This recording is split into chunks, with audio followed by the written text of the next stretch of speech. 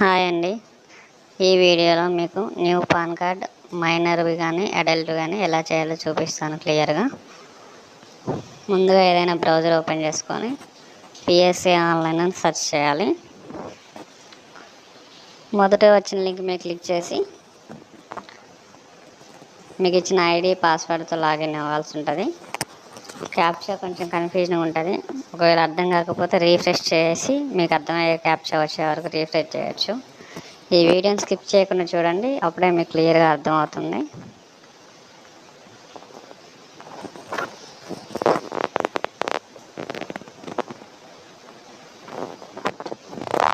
Submit click చేసిన తర్వాత మీకు ఇచ్చిన మీ ఐడిలో మెన్షన్ చేసిన మొబైల్ నెంబర్, మెయిల్ ఐడికి ఒక ఓటీపీ వస్తుంది. మన సెక్యూరిటీ పర్పస్ ఆ ఓటీపీ ఎంటర్ చేసి సబ్మిట్ చేయాల్సి ఉంటుంది.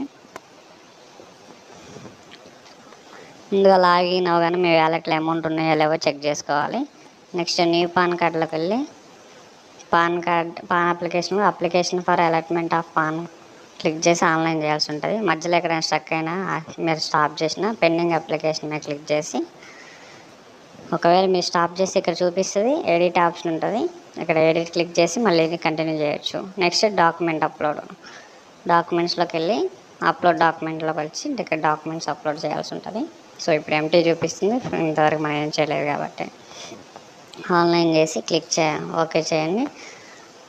ఇక్కడ డిఫాల్ట్గా ఫిజికల్ మోడే ఉంచండి. ఇన్ కేస్ డిజిటల్ మోడ్ మీద క్లిక్ చేస్తే 4 అవర్స్ 5 అవర్స్లో పాన్ కార్డ్ వస్తుంది. ఒరిజినల్ కూడా పోస్ట్లో వస్తుంది. కానీ ఇప్పుడు చేస్తే మనం ఫిజికల్ మోడ్ ఇండివిజువల్ సెలెక్ట్ చేసి no and both physical PAN card పెట్టి సబ్మిట్ క్లిక్ చేస్తాము. అప్లికెంట్ టైటిల్ సెలెక్ట్ చేస్తాము, శ్రీయా శ్రీమతి కుమార్ అని. ఫస్ట్ ఇక్కడ గుర్తుపెట్టుకోవాల్సిన విషయం ఏంటంటే last name or sir name అంటే ఇక్కడ నేమ్ మెన్షన్ చేయాలి. ఆధార్ కార్డులో ఏముందంటే చలువాది ఆశ్రిత అని ఉంది. సో ఇక్కడ ఆశ్రిత అనేది లాస్ట్ నేమ్లో ఉంది కాబట్టి ఆధార్ కార్డులో మనం పాన్ అప్లికేషన్లో కూడా లాస్ట్ నేమ్లో ఆశ్రిత అని రాస్తాము. ఫస్ట్ నేమ్లో ఇంటి పేరు రాస్తాము. సర్ నేమ్ వచ్చేసి ఫస్ట్ నేమ్లో, గివెన్ నేమ్ వచ్చేసి లాస్ట్ నేమ్లో రాస్తాం. అప్పుడు క్లియర్గా మనకు ఆర్డర్ వస్తుంది. నేమ్ ఆన్ కార్డులో ఆర్డర్ క్లియర్గా ఉంటుంది. You have been any other name అని అడుగుతుంది. అక్కడ నో క్లిక్ చేయండి, అంటే వేరే పేరు ఏమన్నా ఉందంటుంది. లేదు కాబట్టి no. Next date of birth enter చేయాలి. యాజ్ పర్ ఆధార్లో ఉన్నట్లు ఎంటర్ చేయాలి. ఇన్ కేస్ ఆధార్లో ఓన్లీ ఇయర్ ఉంటే 0101 పెట్టాలి. Address for communication residential state Andhra అయితే ఆంధ్ర, తెలంగాణ సెలెక్ట్ చేసుకోవాలి. ఇన్ కేస్ అప్లికెంట్ మైనర్ అయితే, అంటే ఇక్కడ డేట్ ఆఫ్ బర్త్ కింద మైనర్ కేస్ అని చూపిస్తే రిప్రజెంట్ స్టేట్ కూడా సెలెక్ట్ చేయాల్సి ఉంటుంది. సో అవసరం లేదు, ఇప్పుడు మైనర్ కాదు కాబట్టి ఆ రిప్రజెంట్ స్టేట్స్ తీసేసి ఆధార్ నెంబర్ ఎంటర్ చేస్తాము. ఆధార్ నెంబర్ ఎంటర్ చేసి నెక్స్ట్ క్లిక్ చేస్తే మళ్ళీ రీఎంటర్ అడుగుతుంది. మళ్ళీ ఎంటర్ చేసి Aadhaar number, name as per ఆధార్లో ఎలా ఉందో పేరు అలా ఎంటర్ చేసి సబ్మిట్ క్లిక్ చేస్తాము. నెక్స్ట్ మీద క్లిక్ చేసిన తర్వాత సెలెక్ట్ ఆఫ్ డాక్యుమెంట్స్ అని ఉంటుంది. Identity proof, date of birth proof Aadhaar ఉంటుంది. అడ్రస్ కూడా ఆధార్ పెట్టి మేక్ పేమెంట్ క్లిక్ చేస్తాం. మేక్ పేమెంట్ క్లిక్ చేస్తే వ్యాలెట్లో ఉన్న అమౌంట్ కట్ అయిపోతాయి. ఇక్కడ mobile number, applicant mobile number, mail ID applicant అయినా ఇచ్చుకోవచ్చు, మీరైనా ఇచ్చుకోవచ్చు. మ్యాక్సిమం అప్లికెంట్స్ది మెయిల్ ఐడి మెన్షన్ చేయడానికి ట్రై చేయండి. ఇన్ కేస్ అన్ఎడ్యుకేటెడ్ లేదా వాళ్ళకి మెయిల్ ఐడి ఏం తెలియదంటే అప్పుడు మీ మెయిల్ ఐడి ఎంటర్ చేయాల్సి ఉంటుంది. ఏ మెయిల్ ఐడి అయితే మెన్షన్ చేస్తామో ఆ మెయిల్కి త్రీ డేస్లో మీకు ఈ పాన్ కార్డ్ అనేది మెయిల్ వస్తుంది. పేరెంట్ డీటెయిల్స్ కానీ నో అని క్లిక్ చేసి సేమ్ ఇక్కడ కూడా last name or sir name అన్న దగ్గర ఫాదర్ నేమ్ ఎంటర్ చేయండి. ఫస్ట్ నేమ్లో ఇంటి పేరు, సర్ నేమ్ ఎంటర్ చేయాల్సి ఉంటుంది. పైన కనిపిస్తుంది కదా పేరెంట్ డీటెయిల్స్ కానీ నో అని, అది క్లిక్ చేయాల్సి ఉంటుంది.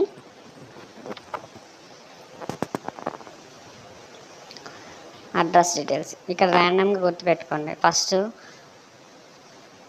Flat, door or block number అడుగుతుంది, అక్కడ ఇంటి నెంబర్ ఇచ్చేసేయండి.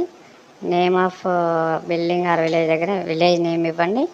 Post, street, line, post office దగ్గర street and post office name ఇచ్చేయచ్చు. నెక్స్ట్ ఏరియా, లొకాలిటీ, తాలూకా దగ్గర మండలం అండ్ డిస్టిక్, పిన్ కోడ్ ఇట్లా ర్యాండమ్గా ఇచ్చేస్తే సరిపోతుంది. కొంతమంది అడ్రస్ ఎట్లా ఫిల్ చేయాలో కూడా అర్థం కాని కన్ఫ్యూజ్ అవుతూ ఉంటారు.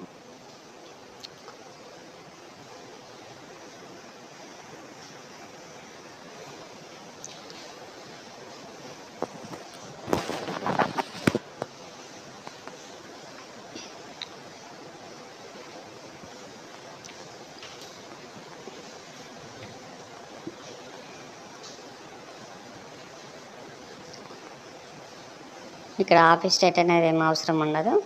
నెక్స్ట్ సోర్స్ ఆఫ్ ఇన్కమ్, ఇక్కడ ఇన్కమ్ ఫ్రమ్ అదర్ సోర్స్ అని ఆల్ అప్లికేషన్స్కి అదే సెలెక్ట్ చేయాల్సి ఉంటుంది. ఏవో కోర్సు ప్లీజ్ చెక్ అన్నది ఆటోమేటిక్గా తీసుకుంటుంది ఏవో కోర్సు. నెక్స్ట్ వచ్చేసి ఇందాక మనం స్టార్టింగ్లో రిప్రజెంటేటివ్ స్టేట్ సెలెక్ట్ చేసి తీసేసాం కదా. ఇన్ కేస్ అక్కడ రిప్రజెంటేటివ్ స్టేట్ సెలెక్ట్ చేస్తే కనుక ఈ అడ్రస్ ఫిల్ చేయాల్సి ఉంటుంది. అది మైనర్ అప్లికేషన్స్కి ఓన్లీ, అడల్ట్కి సో అవసరం లేదు. Himself for self verification place click చేసి సబ్మిట్ క్లిక్ చేస్తాం. డాక్యుమెంట్ చూపిస్తుంది, మళ్ళీ సబ్మిట్ క్లిక్ చేయండి. ఫైనల్ సబ్మిషన్ ఎక్నాలజ్మెంట్ రిసిప్ట్ వచ్చేసింది. ఇక్కడ డౌన్లోడ్ పీడిఎఫ్ అండ్ ప్రింట్ అని వస్తుంది. ప్రింట్ మీద క్లిక్ చేస్తే ఏంటంటే ఎక్నాలజ్మెంట్ రిసిప్ట్ వస్తుంది.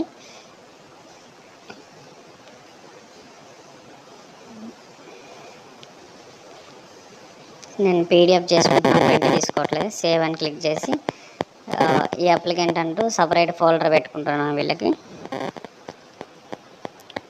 నేను ఒక ఫోల్డర్ తీసుకొని ఆ ఫోల్డర్లో అప్లికెంట్ నేమ్ ఇచ్చి, ఎందుకంటే మనకి మిస్యూజ్ అంటే వేరే వాళ్ళ డాక్యుమెంట్స్ వీళ్ళకి అప్లోడ్ చేయకుండా జాగ్రత్త ఉండడం కోసం ఏ అప్లికెంట్ వాళ్ళకి ప్రూఫ్ ఫోల్డర్ పెట్టి అది చేస్తున్నాను.